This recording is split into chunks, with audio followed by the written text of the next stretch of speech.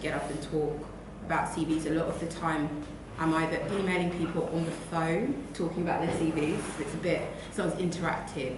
So I'll just give you a bit of background about me. I've probably been doing CVs paid for about 3 years.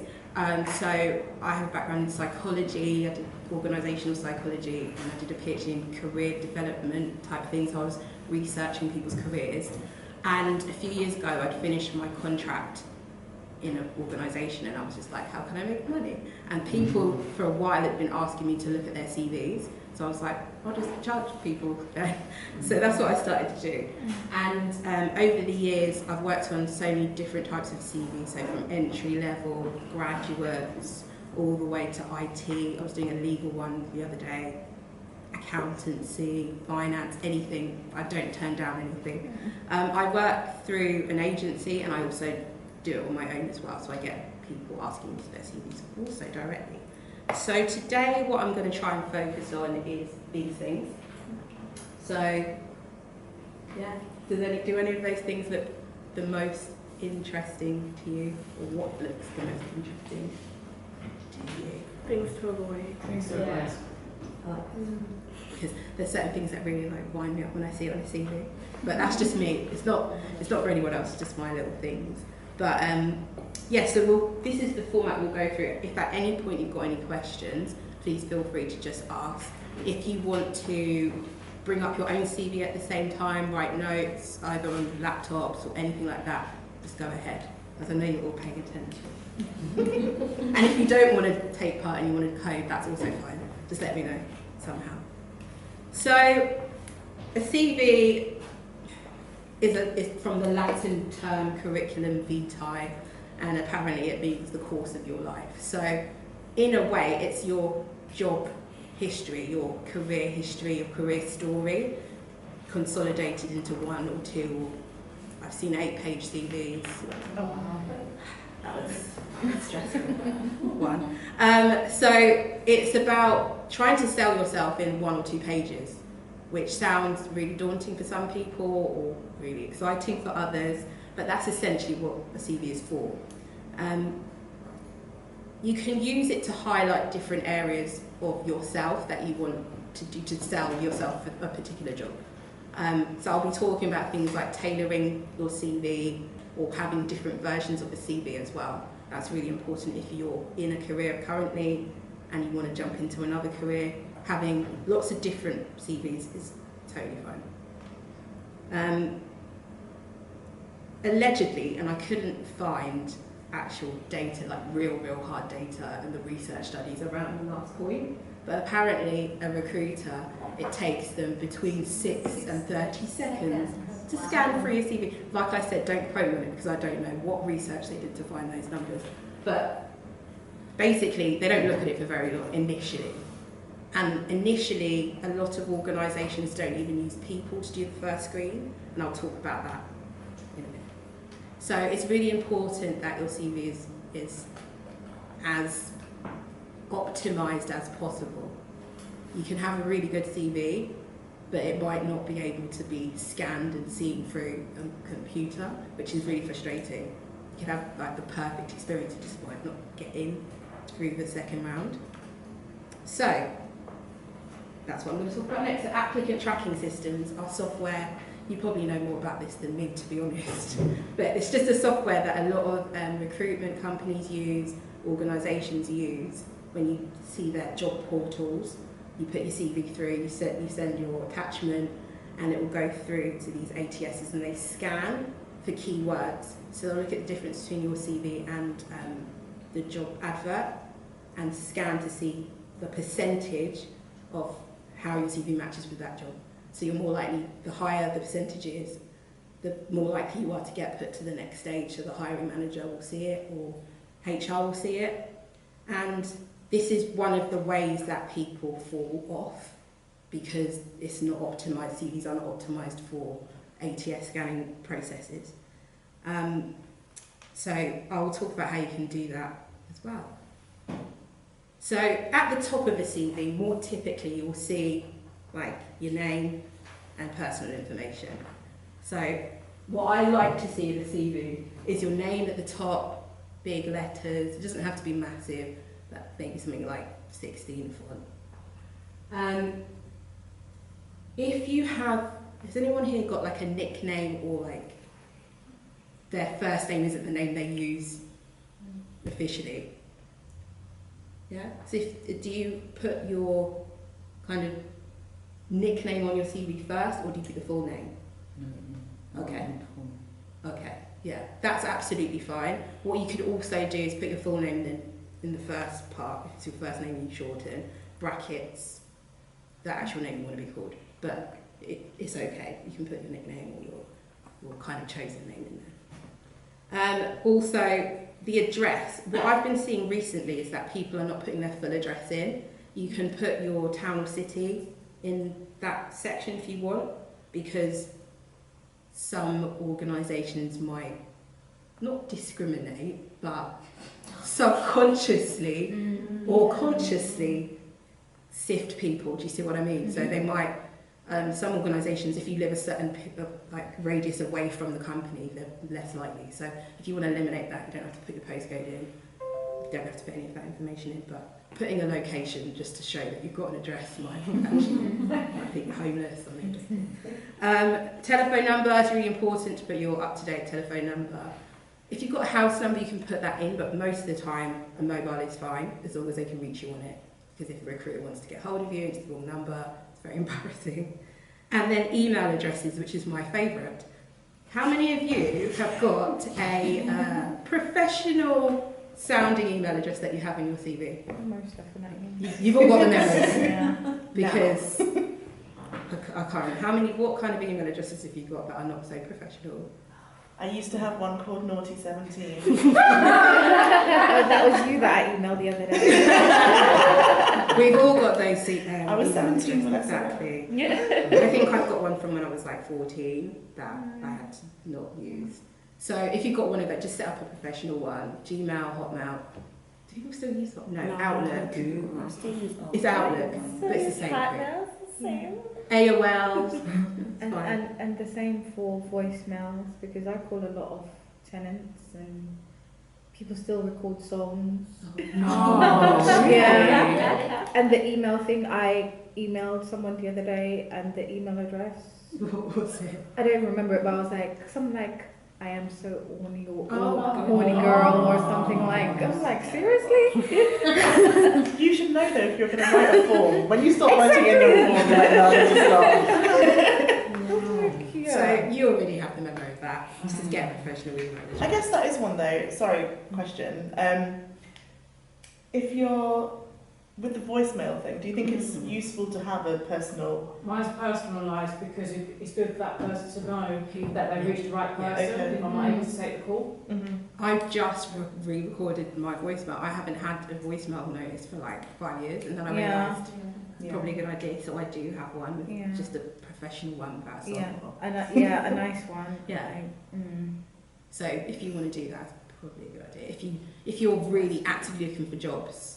To be honest, they'll probably send you a voicemail anyway, but it's nice to cover all bases so they know who you are as well.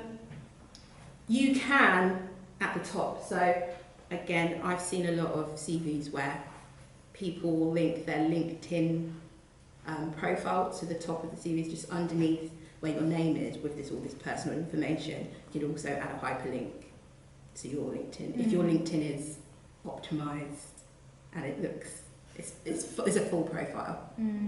If it's not really something that you want to share because it's not finished or you're not feeling confident about it, that's fine, you can leave it off. But that will be a talk for another day, LinkedIn.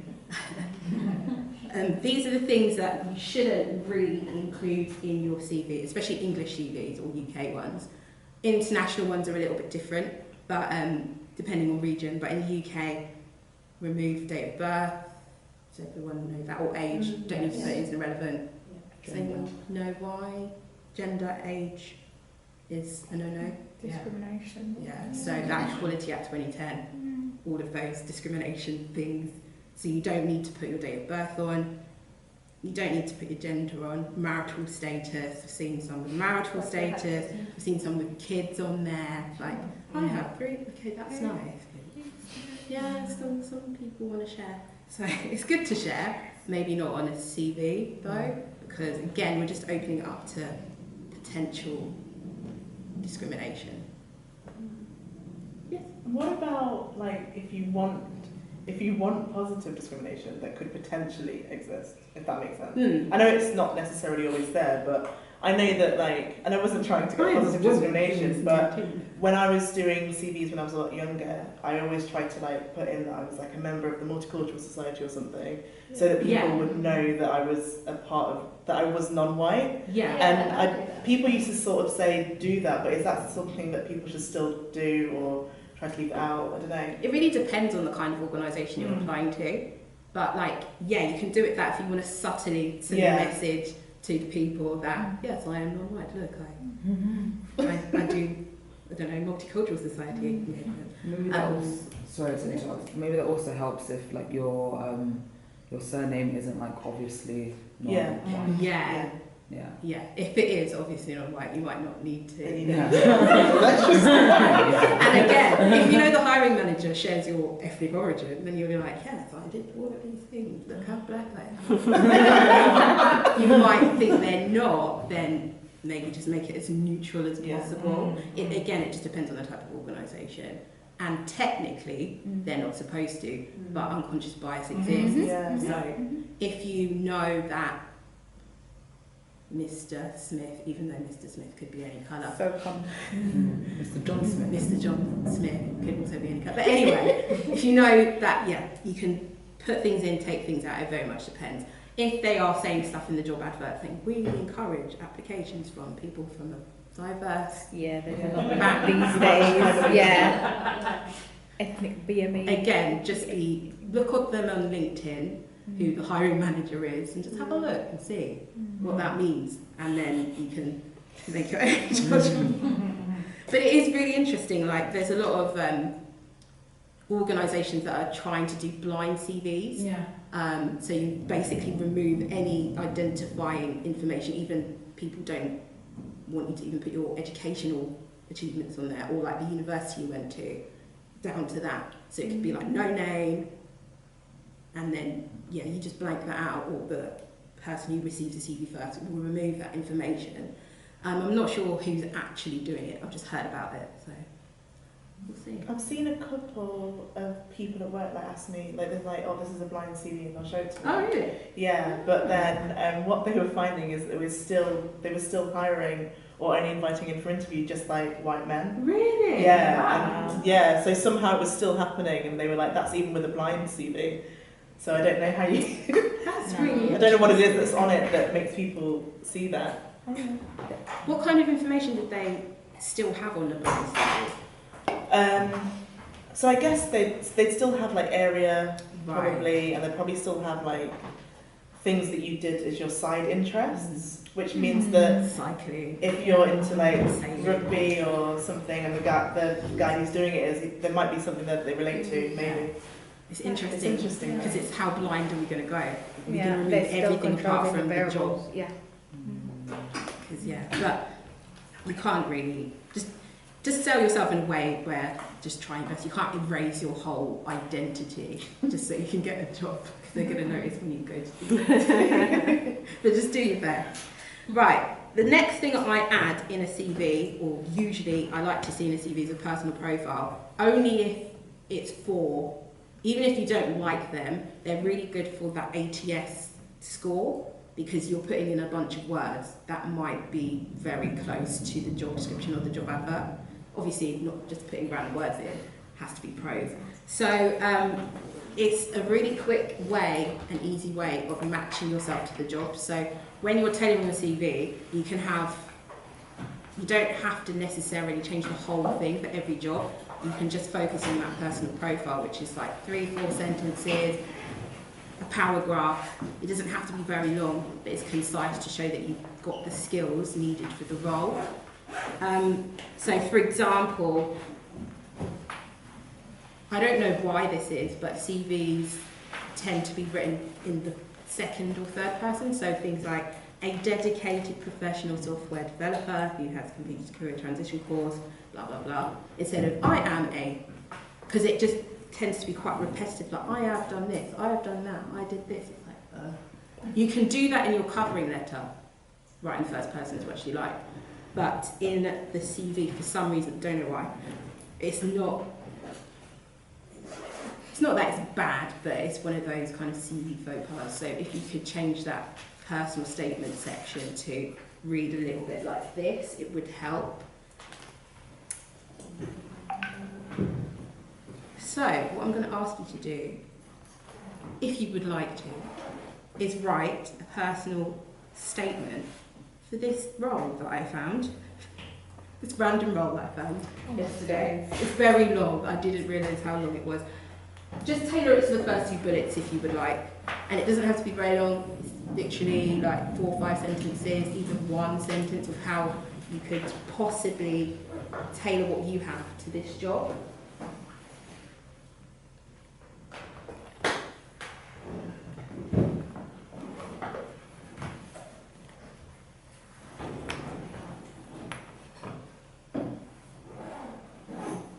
So maybe focus on the third point, how interested you are in software and IT, what kind of skills you have.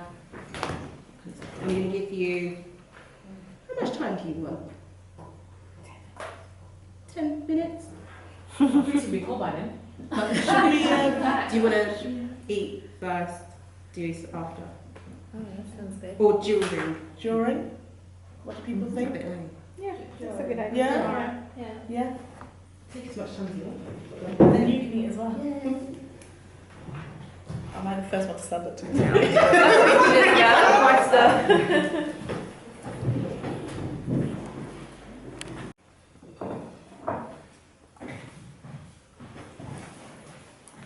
So on that note, has everyone had a go at writing something?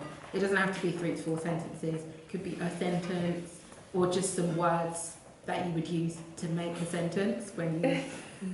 Because sometimes you don't have... Because sometimes I get like stuck when I'm writing other people's or writing my own stuff, and I'm like, oh God, I don't even know how to write a sentence anymore. And then you just like, you've had a long day and you're like, what's a sentence? What are words? So sometimes just maybe even drawing, that might be what you can do to start those creative, the words to come out. Or it could, and then from the drawings, and then you could write words, and from the words you can get sentences. So if you found that really difficult, don't worry, because it's not easy. But using different techniques for what works for you will help it become easier. So yeah, anyone want to share? Don't want to have to do that teacher thing. So. I could share mine. Mine, I would say I probably wouldn't use this, it's not very good, but I'll start anyway. Mine says, a passionate self-taught software developer with 2 years experience, which I'd probably change to no experience because that says that I don't need a name. Who was dedicated to learning new skills and adapting to new environments. She regularly contributes to open source libraries to stay up to date with new technologies. Oh, I like that. It's good. That's good. Yeah. What did you like about Charlene's personal statement? Concise, straight to the point. Third person, straight to the point, no fluff, the life story stuff. You've literally got apparently up to 30 seconds. And usually that personal statement is what people are going to look at first. They'll just skim, keyword. So starting off like that and kind of marrying it up with some of the words in there as well can really help, because it's the same language. So if you can kind of not copy but adapt your CV to the language of the job description, that's a really good way of tailoring it as well. I liked that you used the word passionate. I love that word because it shows like enthusiasm as well. Feel free to use those kind of action words and those words that show enthusiasm, because it's hard to do that on a piece of paper. But people, especially for a role like this, might be getting quite a lot of applications. So trying to make your CV stand out is really important, or just trying to make yourself look interesting without fudging the truth. All of those things were correct, weren't they? Well, apart from that you've got more than 2 years experience, but that's fine. Also, don't feel like if it says no experience and you have got experience, write that you've got experience. Because you might get people who, for some reason, might have lost their jobs and they've been in the industry for a long time and they just want a job, who have got like 10 years of experience applying to this job too. So you're competing against not necessarily anyone that, or everyone isn't going to be at the same level. So if you've got experience anywhere, if you've done a course, write that in as well. Excellent. Anyone else who wants to share? We're all friends here. I wrote I wrote a line. That's fine. It's not very good though. Sure it is. A recent graduate software developer interested in learning new skills and using the skills previously gained at university and during volunteer work. Oh, excellent. And then didn't write that much after that. That's a good start. Because after the volunteer work, you can then start to talk about that voluntary work or what kind of skills that you learn on your degree that are relevant to that. So that's actually a really good introduction. So how many lines do you think that should be? Could add like 3 sentences, 4 more sentences. Again, it doesn't have to be War and Peace. Because you've only got 2 pages, to a certain extent. Some people's CVs are 1 page. You can have a 3-pager or 4-pager. I would, if you're a contractor, is anyone here an IT contractor and have had a lot of contracts over the last, I don't know, 10 years? Okay, good. Because then you can easily cut it down to the 2 pages. The 8-page CV that I got was a guy who was an IT contractor and he's been contracting probably, again, for about 10 years. And he put like a description of the organisation and then his tasks. Oh yeah, it was just a lot. It gave me a headache. I'm not from IT, but I am a contractor and I've been doing it for 10 years. But I thought you would need to cut your CV down to 2 pages anyway. You don't only do the most relevant things, even if it's like more than 2 years ago. Yeah. And they're all just the most recent. Basically, spot on. Yeah. So you can have a longer CV if it's like different industries. So academic CVs are really long. Medical CVs are really long because that's the industry standard. But for IT, maybe they want to know a bit more detail and then you can have like a longer one. Let's say you've got a CV that's 4 pages with more detail, but then you kind of apply for jobs with your 2-page CV, and if they wanted more detail, like a recruiter might want a bit more information, just fling over the 4-pager. But like on your Monster and Indeed, just try and have one that's 2 pages. If it's really, really difficult, 3 pages is not the end of the world, but the shorter, the better, to a certain extent. I say 2 pages for people of your level of career is absolutely fine. Any questions about the length? No? Did anyone find that really difficult? Really? Okay. It's not really difficult, but I do find it hard putting that first personal statement together when I do my CVs.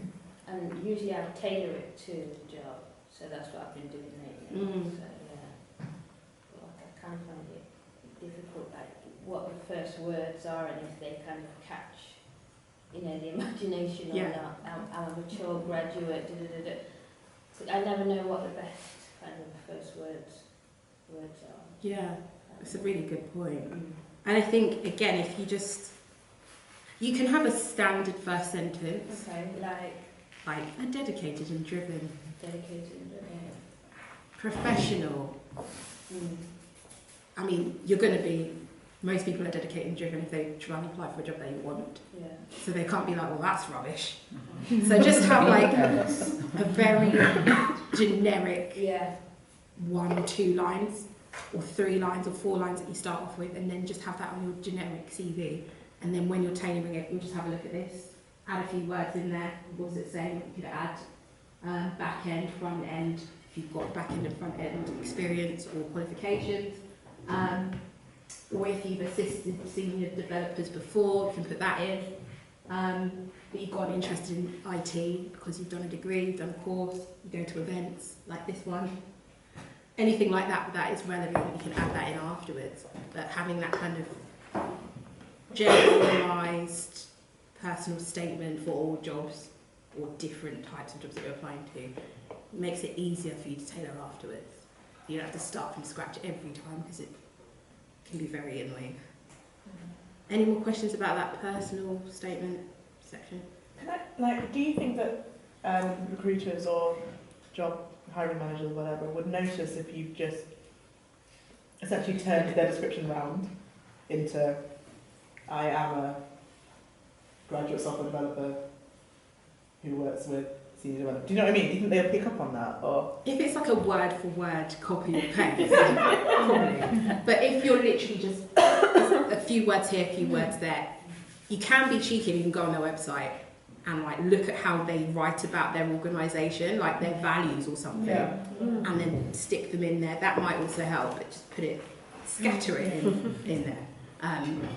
That really does help. It also helps in your cover letter if you want. I'll read about that. So yeah, like most of the time they're probably not going to notice because they've got a lot of CVs. yeah, they're doing the CVs at a different time than when they did the job description, I guess. Yeah, and it's usually probably quite a good thing that you've noticed.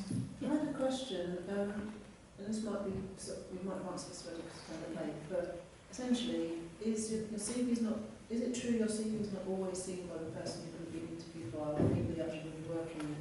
Does it usually go to maybe like HR or something? Because you can read a job description that's supposed to be fulfilled, and you instantly know that person has no idea about the field. Yeah. But then you need to get in the door, and it kind of strikes me that sometimes I try and keep the language in that description because that person is the person I'll be talking to in the interview. Is that usual? It really does depend, but I think the bigger the organisation, that might be more likely that the HR team, but most of the time nowadays, the HR and recruiters will be working with hiring managers to come up with job descriptions. It shouldn't be done in a vacuum, not anymore, because, I mean, you're not going to, if your job description doesn't match the job. Oh, that's standard. You're going for a job and you will be doing maybe a little piece of that, but everything else. That I get, I completely understand that, but do know that, I'm reading the job description, I get what they're saying, but they're making absolutely no sense. I don't think they understand the background, so I didn't know how prevalent it was that they get CVs, they sift them, they throw them to the people that need the people, or that didn't quite get the process sometimes. I was talking about, applicant tracking systems. So with like job boards and bigger organisations, they'll use those ATS systems just to scan the keywords, and then it will get sent to HR, will go through to them after that. So hopefully if you've got a technical job, the job description should be technical. But yeah, that doesn't always happen. Sometimes I just don't know what they want. Yeah. Simple as that. Because the tech person might be like, oh, I need someone to do this, work on this project, blah, blah, blah. The people actually do the whole typing up thing, they'll be like, oh, this person said they need X, Y, and Z. They haven't got a clue what it all means, and that's why you might have the mishmash sometimes when you read the application, that's what you're referring to. That's a really good point, actually. And I think that's probably more common. That's what the problem is, I think, with candidates coming in thinking that the job is one thing, because people are like, yeah, we need all these things, and it's like 5 people's jobs in one. It could be things that don't even go together, and they're putting in a job description, and like, I've seen some job descriptions, I'm just like, that's a lot for that money. Like, I don't understand why there's pages and like words and words of all this stuff that you're meant to do. You look at the salary, you're like, nah. Yeah, or this technology is really new, but you need to have 15 years worth of experience. But it only arrived like 2 years ago. I think with those kinds of things, if you have knowledge of that technology and it hasn't been 15 years, you could probably just write it in, because then it will go through to the hiring manager after the initial sit, because you put the words in there. Or even if you haven't, you can say, currently do not have the experience of blah, blah, blah. Again, it will flag, but willing to learn, it will still come up, so it'll give you a higher percentage. A bit cheeky, but you can do that. So it's all about just the keywords in that initial stage? Most companies, not every company, smaller ones probably won't use ATSs and it will go to a person. But if you're applying through like Indeed, Monster, any of those big job sites, or any of those jobs, companies that have those like Taleo, they're really annoying job sites where you'll put your life story in before you apply. They'll probably use ATSs. Yes. I have to look this one up. I know that there are companies out there where you can basically give them a link to the job description, upload your CV, and they can do like basically that comparison, see how much percentage your CV matches the job description. Yeah. So you have an idea like where you need to tweak it. Yeah. And some of them, they give like X amount, free goes of doing it, and then obviously it's a paid subscription thing. But everyone's got to make money. But those sites are quite useful. I've used them. Yeah. Some of them, it's funny because the CV writing company I was working for got bought out by another CV writing company whose scanning thing was a bit iffy because it kept spitting out the same report for everyone's CV. So their clients would come to us like, oh, I've just put your new CV through the thing and it's said the same thing as it said before. I'm like, yeah. But I think I'm going to see if I can find, I don't think there's many free ones you could use, but that are accurate. But I'll see if I can find them and I'll send the links to Charlene of the ones that are decent, that scan through. So you don't have to add this section, but because most of you are going to be applying for like tech roles, and you might not have like a job role that is currently in tech, the key skills section again will bump up your percentage score. So the key skills section, you can separate it into technical skills, so languages, and it can go underneath that personal profile statement, or you could put it right at the end of your CV. Doesn't matter where it goes, to be honest, but as long as it's somewhere. You could put, so technical skills, and literally just list all your languages, all of those things in one section. Bullets down? Pardon? Bullets down? Yeah, just bullets. Or columns. You could also do the same for your soft skills as well, or non-technical skills. So you could, teamwork, management and leadership. If you've just graduated, some people have functional or skills-based CVs where they go into more detail with each skill. Again, you haven't got that much space, so if your CV is really short and you want to bump it up, you can do that, but literally just listing all your languages and listing some key skills in a space-saving way. I will show you a template later. Could be really good for you, because if it says you need X and Y languages, you can just write down. When you say key skills, could you give me an example of key skills? Most of them would be around communication, written and verbal communication, team working, leadership and management, people management. Those are the kind of generic key skills that most jobs will say. Attention to detail, all of those kind of things. And you can literally just put key skills and list them. Whatever key skills are in the job advert, you can put them in there. You can either put them in there or in your personal profile. And then if there is a requirement, like here for certain languages or technical expertise, you can have a technical skills section, and a lot of IT people do have that. Literally just all of the languages that you know. You don't have to go into detail, because that's what the actual career profile section. Doesn't mean we just can list them. Oh, manage not necessarily we need to give an example. You can do that in the next section when you talk about your career experience or your work experience or your voluntary work. So again, it bumps up that score. Like I said, you don't have to have this section if you don't want to, if you're running out of space massively, but it does help with if someone was doing a really quick scan of your CV, they'll see that key skills section and be like, okay, she knows all these languages, great, that's what we need. So you're making it easy for them just to not eliminate you. So you don't have to think of a top 10, but just shout out what non-technical skills you think you have. Anyone? Who's good at communication? Everyone is. Okay. You can all talk and you can speak. Communicating. You can communicate, right? Yes. Yeah? That's one tip. Collaborating. Collaborating. That's a good one. Nice and dynamic. I like that one. If you don't want to put teamwork, but collaboration. One of my favourites is stakeholder management. Do you know what that means? No. It just means that you can talk to people inside your company and outside your company. Oh, that's nice. You do your work and you can talk to people well. It's basically customer service. Stakeholder management. That's a nice one. Influencing, I like that. Because, you know, if you're going into a role, or if it's a role, you want to know that you can do the job, and, you know, you can have to interact with people, you don't always get the best from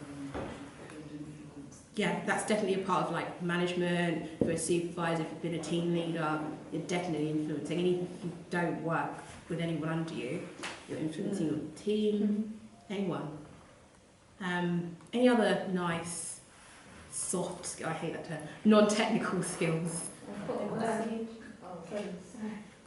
got planning and organising. Planning and organising? Well, even if you're not very good at planning and organising, you can probably get yourself out of bed and get to work on time most of the time. That includes planning and organising yourself. Oh, definitely special London transport. Pardon? Oh, sorry, especially London transport. Exactly. If you can get to work on time with tube delays, I think, because they're going to ask you this kind of stuff in the interview, but obviously you'd have a work-related example, not I can get to a party on time. Work-related. But another one's project management. Everyone project manages every part of your life. Because I remember talking about this too when I was a lecturer. And my students were like, oh, I don't project, what's that? I don't do that. I'm like, well, you probably have. I think a lot of my students have kids. I'm like, you've got kids and they get to school on time. That's a project every day. Yeah. So all the way down to being able to clear your inbox. It's a project. Manage it. So things like that, don't think, oh, I don't have that, so I'm going to write it down, even though it's in the job description. Most of the time when it comes to non-technical skills, you pretty much would have them. Unless you really don't, because they'll find out in the interview.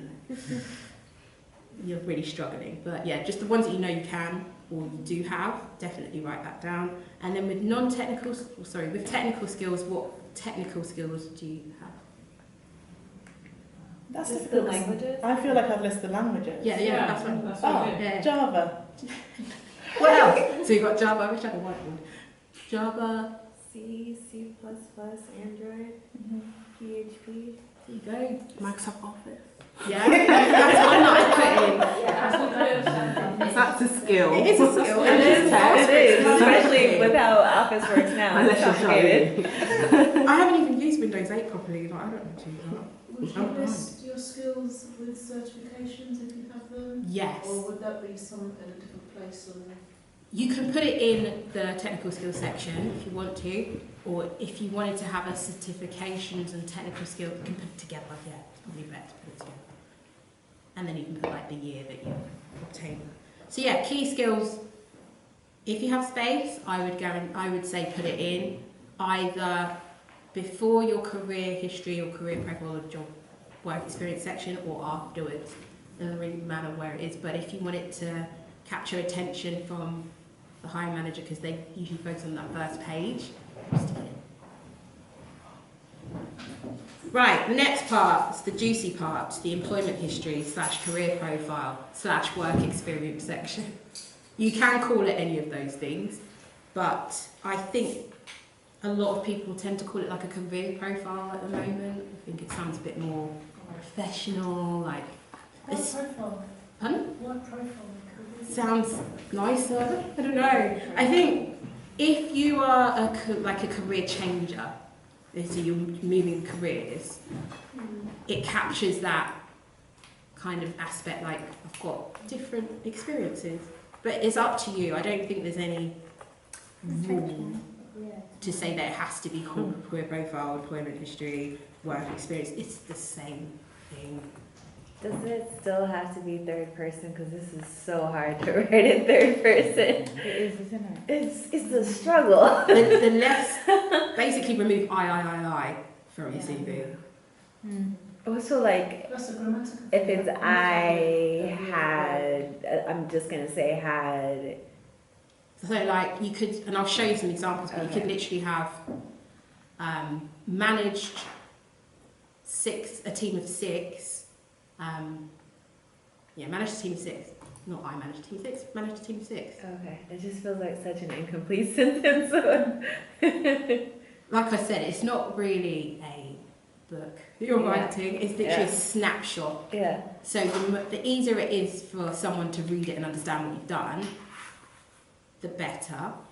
So it doesn't have to be perfect prose to a certain extent. It doesn't have to be full of fluffy words. It just has to be, especially IT. And always past tense. So your current job would be present tense. Okay. So what you're doing now. Oh, okay. And then past jobs, past tense. Oh, okay. Good question. I like how that came up because I didn't even think about that. So if you haven't had relevant roles to the role that you're going The situation, they're like, what do I do? And they literally write down something, they give themselves a title, but basically it just talks about, because being a mother is a full-time job in itself, exactly. and they just highlight the transferable skills from that and talk about it. Because as far as I'm concerned, that is a job. Yeah. It might not be a paid job, Yeah. but it's still a job. Yeah. Mm. So So literally, it's worth talking about. from when you finished work, when you stopped work to present. So I've had loads of clients who've had career breaks because they have been raising children or they've been carers. So I did one recently for a carer, a woman that took, I think, 3 years out of work because she was caring for her elderly parents. And literally, I just put dates from and to, career break, and went into detail, took time out to look after family, to raise family. That's all you need to write. Or took time out to care for elderly relative, and this person went even in depth, like what she was doing, to be able to like arranging meetings with medical staff, that kind of thing, because it shows It's transferable skills organised. at the end of the day. Exactly. That's what it is. Although I have been doing voluntary work, although I have been, so I haven't stopped completely. Oh, then that's in the sense fine. of Yeah, I have been doing voluntary work, perfect. but it's like going to college, Yeah. this kind of thing. So for you, it's actually good because you can explain your time. It's not like you just fell off the radar. So people with a career break, some people are like, oh, I had a career break, have they been to prison? Because it's unexplained. So they're going to think the worst, aren't they? Especially with, the black people go to prison apparently all the time. So you want to eliminate that. Just put those part-time jobs in, highlight the transfer because it's still work. If you've been in education, you put that in the education section. So it just shows that you've had consistent, and volunteer work is sometimes even more valuable than paid work. And it shows I've been out of work, but I've still been, because people are like, oh, what have you been doing? Raising a family. Or actually, I've gone out of my way to get experience and help the community, and I'm not even getting paid for it.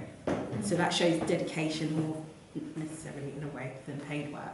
So yeah, just again highlight. So this job description here, you can pull out, if you've done voluntary work, again pull out those non-technical skills like your team working, or if you've been working on technical projects, volunteer work is actually quite good for that. So you can imagine projects, been working with people, you've been liaising with different agencies and organisations, you've been planning events, all of those things are relevant. And if you've been raising a family, I mean, you can have about 50 skills a day, I'm sure. So yeah, just put it all in. If you've got a lot of volunteer work, you can then just have a voluntary work section. Again, it highlights that it's not paid, which I think sometimes can be really valuable. Like in my career break, worked in X, Y, or Z organisation as a volunteer. So don't be scared of explaining yourself. There might be some people that are put off by it, but the right organisation will be drawn to you. You see what I mean? So see it as a way of expressing yourself. And usually, I mean, it doesn't have to be in this exact order, that you put your role title somewhere at the top as a headline, the organisation, the name of the organisation, and then the month. It doesn't have to be the full word, so if it's September, that's quite long. If you want to put it all in one line, you could just put Sept 2017 to Nov 2019, even though it's not Nov 2019, but adding months and years is better than just having years. Because again, you might try and say that you've had like 2 years worth of work experience when it's actually been just a year, but you just put January to January, something like that. Or 2008 to 2011, but you haven't explained exactly how long you've worked there for. So that's the best for actually the employment history section.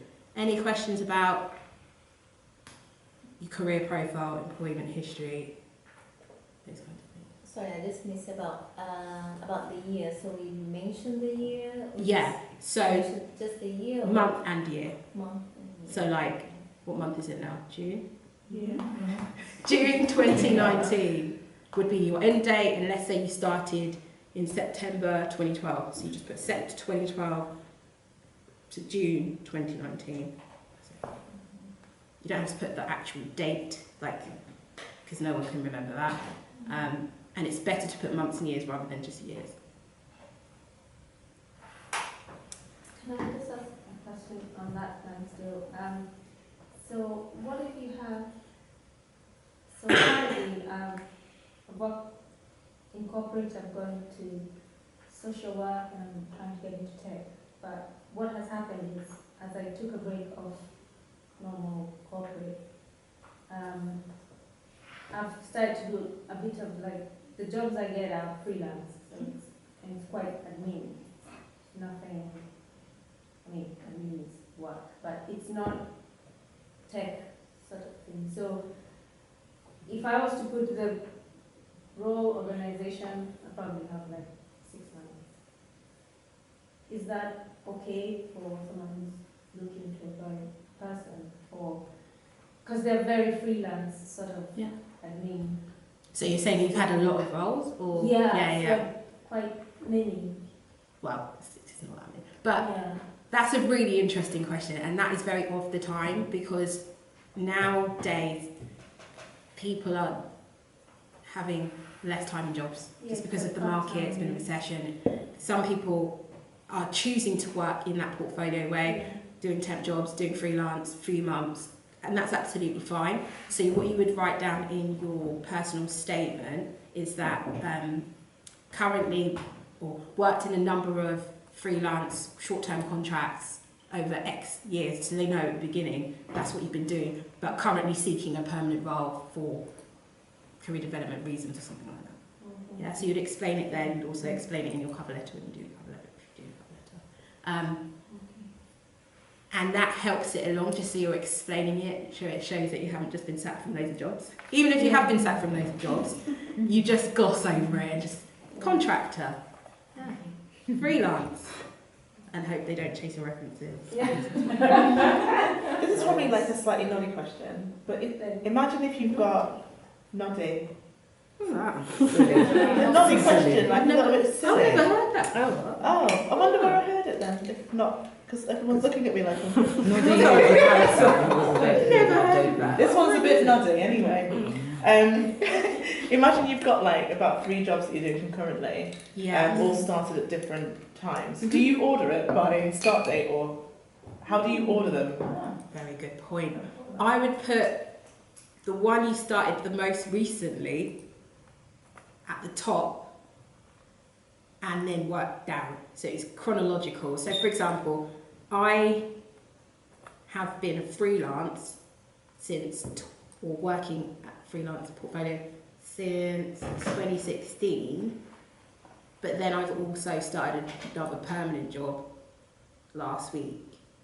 So I would put the permanent job that I just started last week at the top, and then my freelance stuff that I started in 2016 before that is concurrent, and you just say to present.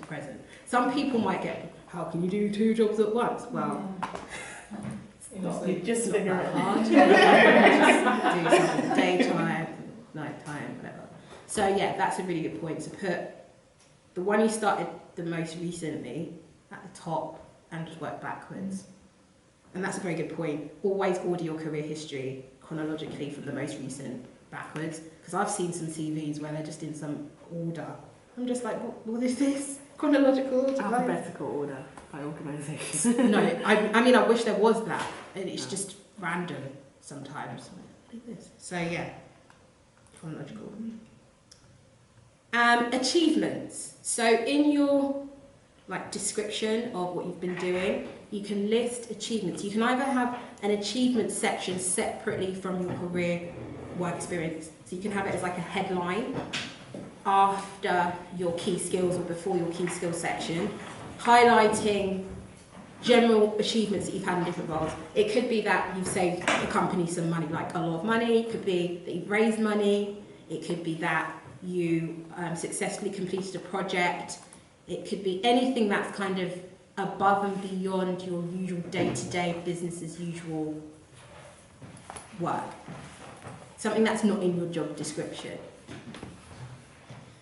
A lot of people struggle with writing achievements. Yeah, I'm not sure. And it's like getting blood out of the stone. Like, I don't have any, I just do my job. Like, yeah, but if you've been promoted like at some point, let's say in the last year, that's an achievement. Like, you were doing another job, you've got another job. That's an achievement. You've won an award. You could have won an award for volunteering work. Outside of work, you've won an award, you've set something up. As long as you think it's not conflict of interest, stick it in there. Trying to think of an achievement that people, or achievements that I've seen that people don't talk about.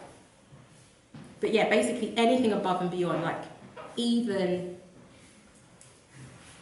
completing a marathon, obviously that's a big deal. I mean, I can't even walk a marathon, so for me, I'll put that. But maybe not in my achievement section, I'd probably put it in my like hobbies section. Completed 7 marathons in 10 years. Aspirational. So I'm going to see if I can find, bear with me, because I've got like an A4 thing that shows me how you can think about your achievements. So I'm just going to take you offline for a second. But if you could think about your achievements for the next few minutes whilst I find something for you. They are, and everyone has them. I want everyone to write at least one, please. And you can talk about this with your neighbours. You don't have to think. What's this one on TV? Because I can't fit all of this onto my CV. There's a lot, isn't there? I'll help you. My CV's down to 10. That is an achievement. Oh, 10 point. What font? If you messed with the margins, you've done this. And it takes a day to do an application. I wonder what.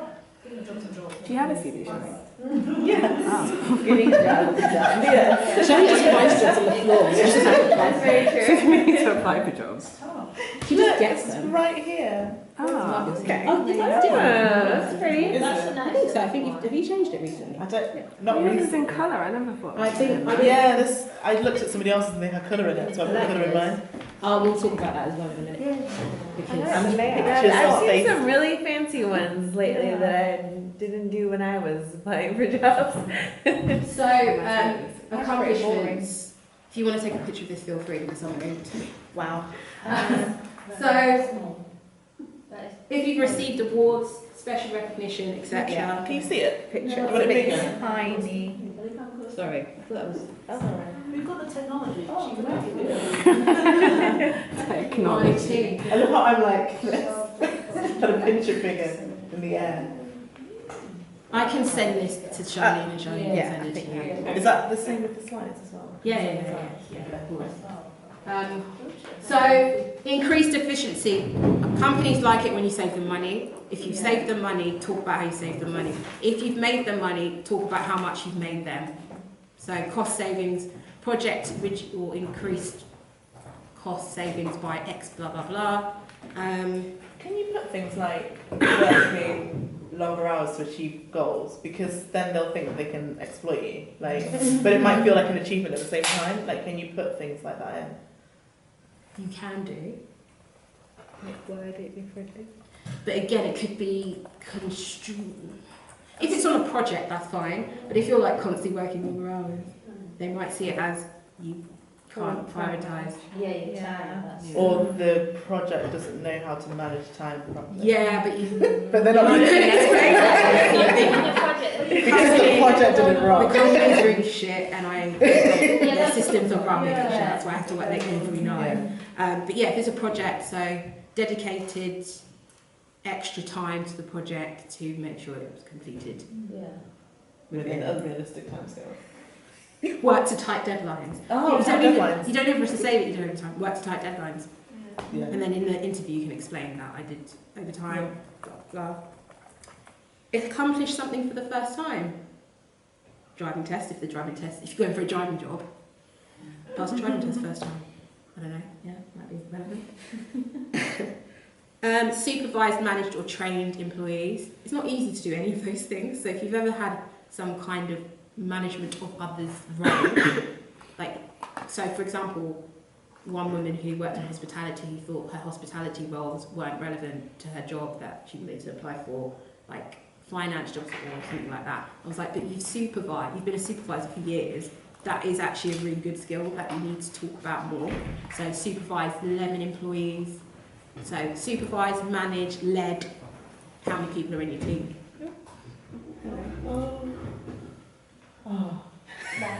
Does that only count if your role wasn't as a manager?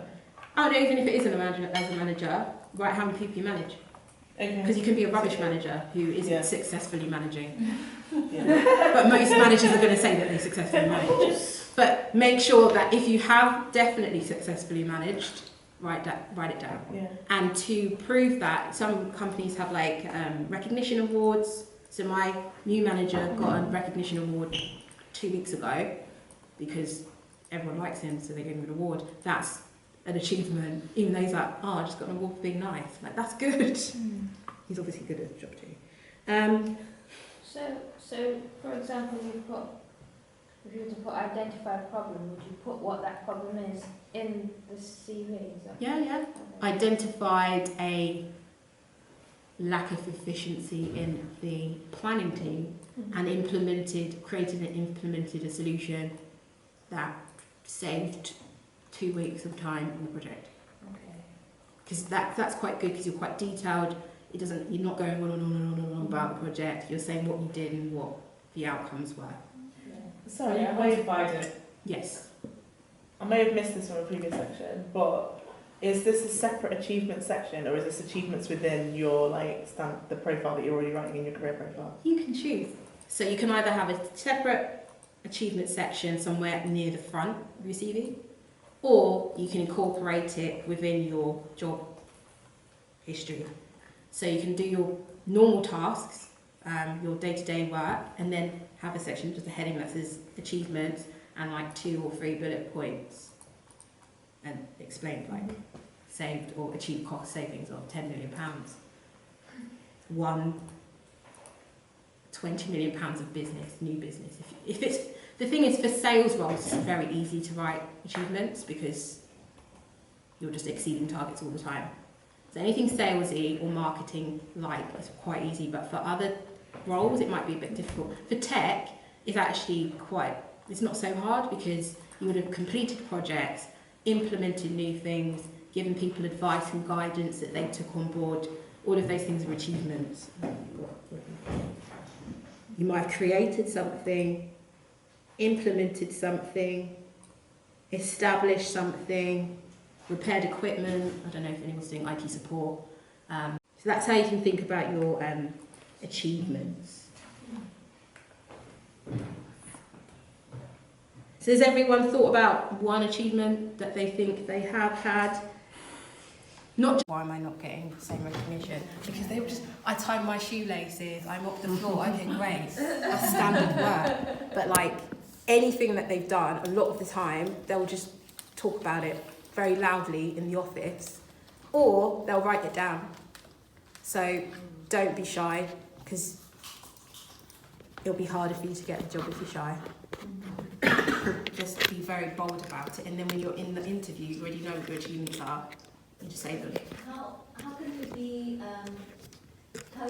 like this without sounds like arrogant or sounds like you are pretending you are something you are not? No, you are not. No, I know what you're saying. Sorry, it wasn't very clear. It's like how you are saying something that make people feel is true. It's not. Yeah.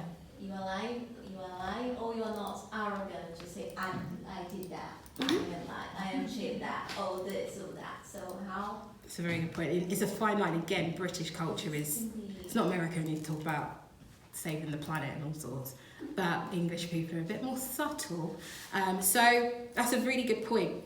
Literally, just state it in fact. You don't even have to use hyperbole. So it would be like, achieve cost savings of up to £20,000 because your implementation, what you did, what you created, could have actually done that.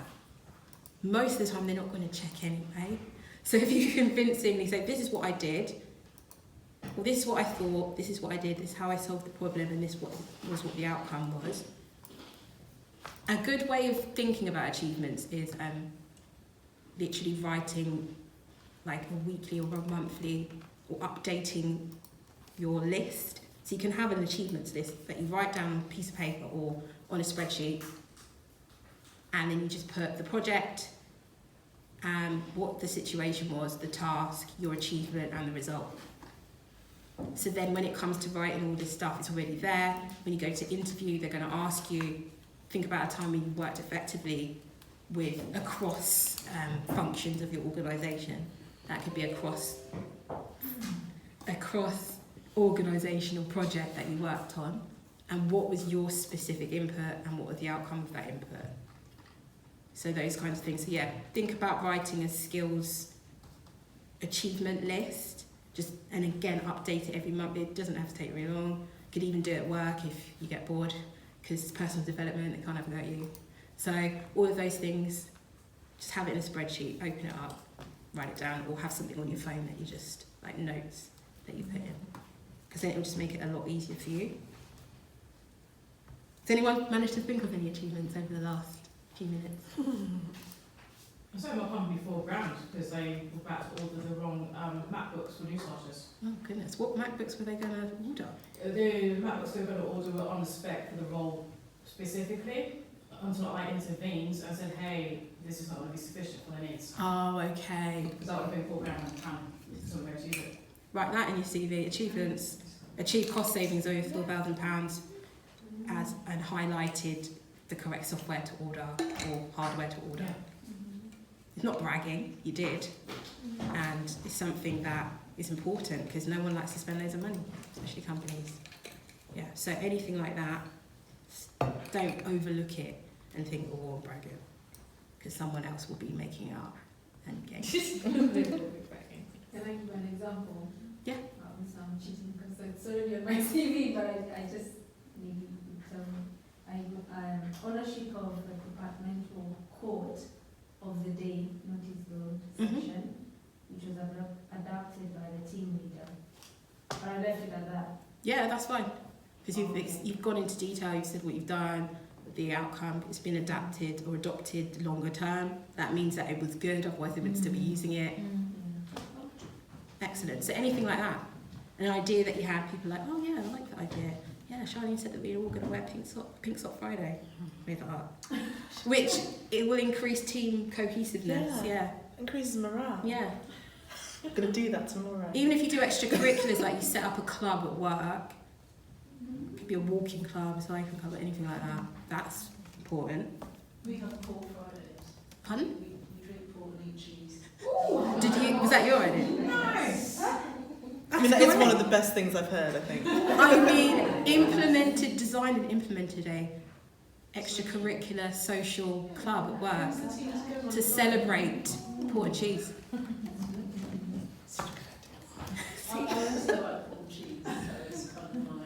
I mean, there's nothing wrong with that. You're not going to do something you don't like. You're right to do that. I think, and if you don't want to go into detail about exactly the club, like, you know, developed a club that brought the team together, which increased morale. And then if they ask you at the interview, then you can go into more detail. You don't have to. You can just be vague. It's up to you. I think that's a really good one, like that. So anything, as long as it is listed in that list that I showed you, like anything you've done to save money, basically, if you can, the more money you've saved them, that you can quantify, the better, because everyone likes to save money.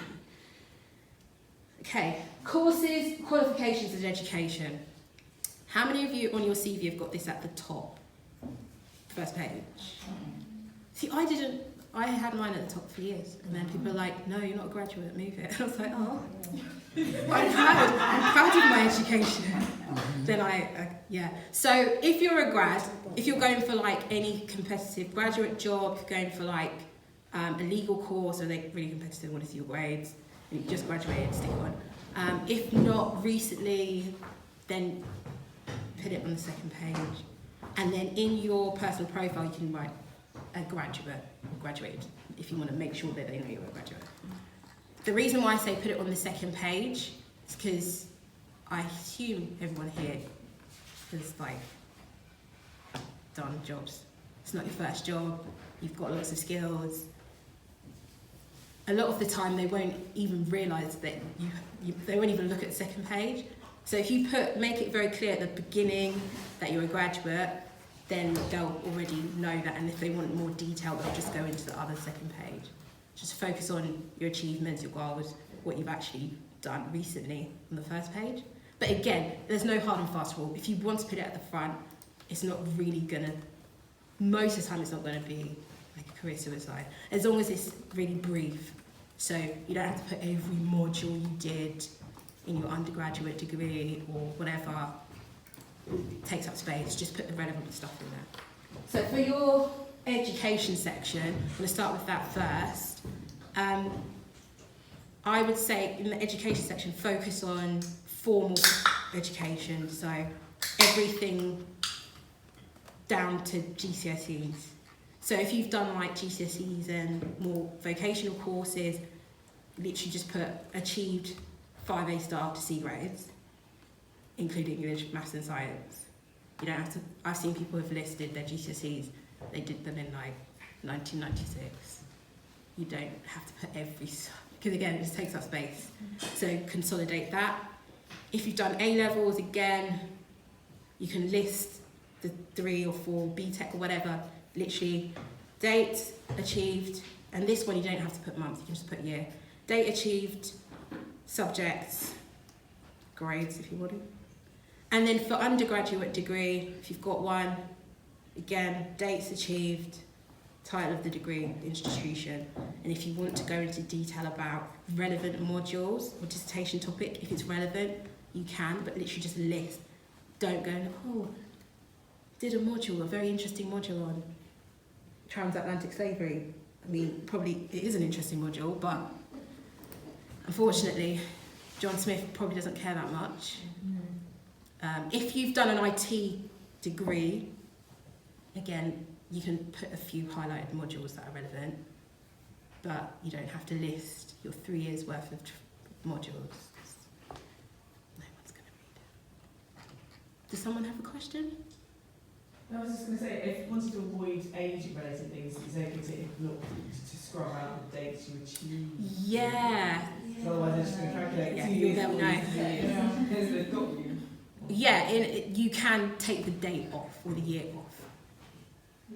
Yeah, but you don't have to. But yeah, if you want to eliminate, I wish you could say take off the title of the university and the title of your degree as well, because oh gosh, they did sociology, or a real degree. So what you put there is just university degree. That's it.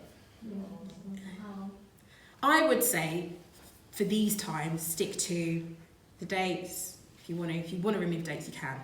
University and the degree title or the course title. That's for education. I mean, I took off my GCSEs. Yeah, that's fine.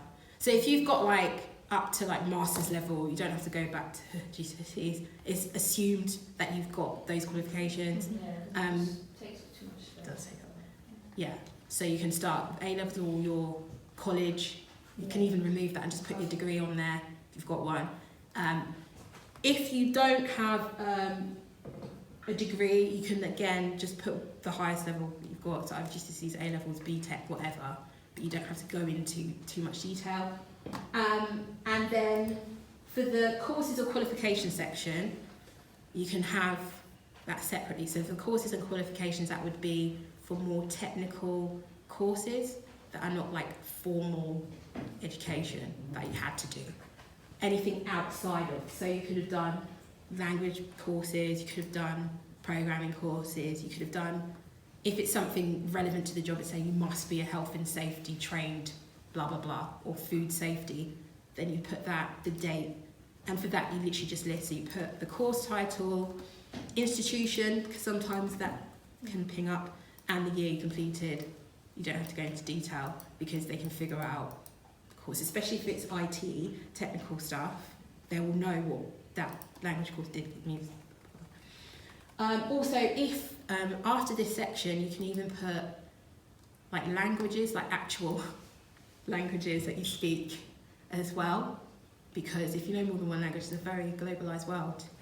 So definitely, if you speak more than one language, definitely put it somewhere in your CV so you can have literally languages, speak fluent German and English. I don't speak German, whatever, just put it in there. If you're a beginner at a level of a language, or you're studying like Chinese, put that in as well.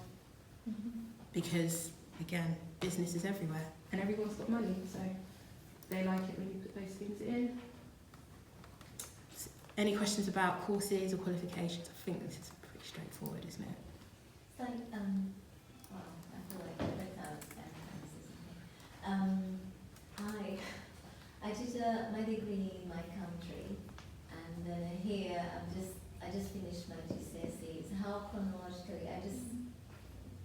Just you would put down the most recent qualification first. Again, I was gonna thank you for reminding me. If you've achieved qualifications outside the UK, put it down as well. And if you can find out an equivalency, so if it's to degree level to, I think there's websites you can find out the equivalent level. Yeah. So if you've done like A-level type qualification somewhere else, it's like equivalent to 5 A-levels or whatever. But yeah, that's fine, just put it chronologically. And it makes research.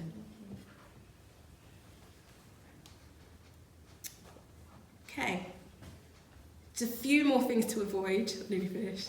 A lot of international CVs, I think, like on the continents, European CVs, they love the picture. Yeah, what's that?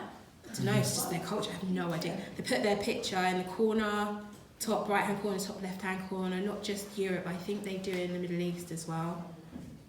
Don't do that in the UK. No identifiable information whatsoever. So yeah, you don't need, it's not LinkedIn, that's what LinkedIn's for. No picture please. Because I've seen ones where they're like professional headshots. I mean, they look nice, but I don't need to see, this is not relevant. Again, bias can creep in. So if you've got a picture in your CV, for your UK CV, remove it. Again, date of birth, marital state, we've covered that. One of my most annoying things on a CV when I see it, just makes my skin crawl, and I don't even know why, because it's not even bad. References available and request, get rid of it, don't need it, it's irrelevant. That's what mine says. It doesn't, because they know that. So when, they're not going to ask you for your references when they've just seen your CV, they're going to ask for your references when you've been offered the job, and they'll just ask you. So it's a waste of space, especially if you don't have space, get rid of it, don't need it. Doesn't mean anything. So please, if you're going to show me your CV, please remove that. I've talked about up to 10 years worth of work experience. Can be more, can be less, as long as you've got time like filled. And the last thing, acronyms. So if you've worked in an industry like the railways, love an acronym. Obviously IT loves an acronym, but those acronyms are standard. You don't have to explain what HTML is with the real words, that's fine. But if it's like very industry specific letters that to a recruiter or to anybody else doesn't mean anything, remove, because it just creates barriers and it might not be understood as much. If it's in the job advert, those acronyms are in there, that's fine because you can marry it in. Anything too excessive, it's just like, it's just letters in here, I don't understand what this CV means, in the bin. Joking, that's not what happens. So try and reduce the acronyms to only the ones that, like for example, email. You don't have to write electronic mail. Everyone knows what that is. So, and then I've already explained career breaks. Don't be scared. Just explain what you've done. A few bullet points. Make sure you check your spelling, punctuation, or grammar. Obviously, you can use tools like Grammarly. It's the free one. Have you never heard of Grammarly? Oh, it's amazing. No. Was it the UK? YouTube. No, US. I don't really watch it. Yeah. I'll show you if this on here. Grammarly. I'll show you the app. Hold on a second. So you can get the free version, which is not as good as the paid, but I just haven't brought myself to pay for it because I just don't like paying for stuff. Where has it gone? It's hiding, sorry. Okay, for some reason it's... Ignore me. Well, I'll just go back to the slides because I can't find it. But if you Google Grammarly, Grammarly. Search it, command and spacebar, and then search Grammarly. Oh, do you download it? Command. Oh, yeah, thank you. Thank you very much. Does that work? It's giving me Siri. Oh, okay. I don't know, then never mind. I didn't catch that. Shut up, Siri. Sorry, Siri's helping, but clearly Siri. I'm not. So Grammarly, you can copy and paste whatever text into that and it will pick out the grammatical errors. However, it's not set, I don't know why, you must be able to set it for UK English. Is that with the free one? Yeah, or the paid one? you have to go into the settings or it will be American. Okay. So it will flag up like the correct spelling of organisation, etc. So is it that much different? US or Yeah, they put you guys put Zs. Zs everywhere. Organisation, analyse, colour. Yeah, oh, that one annoys me. Colour. Where's the U? Where's the U? They don't like U's, they like Zs. It's Yeah. fine. Yeah. We're inclusive here. If you like the Zs, you can use them. And you're allowed to have them. You are that's allowed okay. to have You're them. still welcome. Oh, you're fine from the US. If anyone knows. So yeah, in the UK it's becoming very blurred with American English and UK English, to be fair. I think people don't mind as much, but just set your Microsoft Word to UK English, please. Yeah, so any more questions? Yeah, what about hobbies, yes, interests? Because I don't know, sometimes I think it's just like, I've just got like 6 words at the bottom. I did have a slide for hobbies and interests and I forgot to write it, but good question. So it's up to you. And a lot of the time organisations do want to know that you do have a life outside of work. It depends, it very much depends. If it's like a startup kind of culture, like they probably would like to see you're a rounded individual. If it's a bit more traditional, maybe less so, and if you don't have space and it's taken up, it's making you into 5 pages of just you can remove it. But don't go into detail. You can just say, again, if you've done something like you've run a marathon, you organise a meetup group, or you run events, they're your hobbies, do it for fun, or you have a side business that isn't rivaling the company that you are applying for. Again, you can put that in. So I spoke to a woman yesterday. She's a learning and development trainer, but she also has a jewellery business, which is really cool. I thought it was cool. So if it's quite like a forward-thinking organisation, you can put down hobbies like run a blah, blah, blah, organise or volunteer. You can put that in the hobby section. So you can make your hobby section the volunteer section if you want, because you're not doing it for money. But if it's stuff like socialise with friends and travel, I mean, most people do that, so it's fine. But if you've done something like you've taken a gap year, again, if there's a massive gap in your CV and you've been travelling, you can put that in. You do write what you did in the travels. Yeah. So go into detail, but you don't have to go into like loads of detail. But yeah. Any other questions around anything CV related? So if you would like to send me your CV, I do have a system. So the first time I see CVs, I'll give it a free audit. So I'll have a look at it and say, these are the things you can improve, these are the things that you might want to stay away from. And then if you would like me to then help you reconstruct, edit, adapt, then that would be a charged element. But we are arranging a discount? Yes, we arranged a discount. We arranged a discount. For members of the group. How much was the discount? I can't remember what we said. I think it was either 10 or 20%. 10%. Well, I feel like we should do 20 now. Oh, sure. No, it's fine. Yes. So usually, and I can't even do maths, Charlie, you're going to have to help me. My normal rate is £79 for a rewrite with 2 revisions, minus 20%. Should we just make that like 50. 55? Yeah. Sorry, I just...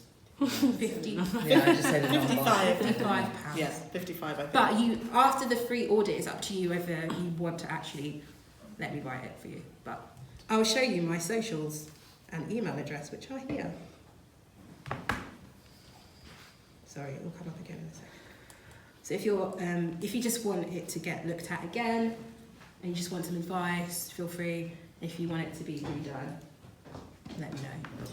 I'm going to be sending all of this out, so don't worry, you'll get it all anyway. Do you have a general question? Even if you're not looking for a position, how often should you be updating your CV? Because you know sometimes you can be in a position for a while and realise you've done so much stuff, and then actually when you need your CV, it's like 2 weeks just to write down that 1 year. Yeah, like some people don't even give me 2 weeks. But obviously you would do that. I would say have that kind of achievements list that you do like once a month, once a week, whatever. And then when you are coming to update your CV, maybe once every 6 months, once a year. It depends on how much your role varies.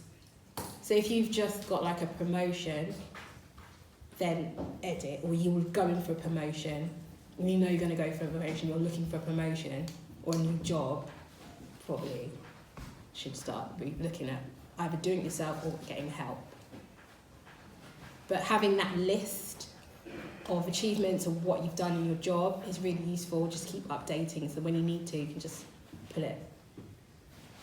What I'm trying to do is keep my LinkedIn up to date at least, like even with the headings of companies that I'm working at. And then when you come to write your CV, because you don't put as much detail in your LinkedIn as you would on a CV, I guess. It depends. You can put more detail in your LinkedIn if you want, because LinkedIn has got loads of different sections. So you can put in like publications, you can put in people you collaborated on projects with, you can put in articles you've written. So it's actually you can put in a lot more information on your LinkedIn than on your CV.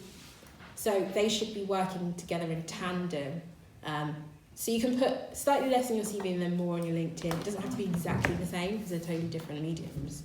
But that's a good way. But then at least you've got a place that's got... And some people accept a LinkedIn profile as the CV. Yeah.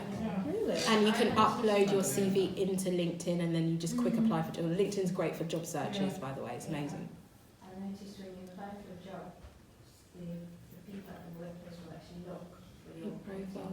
Yeah. I'm always thinking I should have updated it more, or I should really keep on top of it more. I don't. But also, everyone looks at your LinkedIn profile. Yeah. So, like, literally, I'm on a dating website and people search for me. Just to know that you've got jobs. Everyone will Google you. But recruiters do have like premium accounts, so they can see more than your average person. So a lot of recruiters will have the premium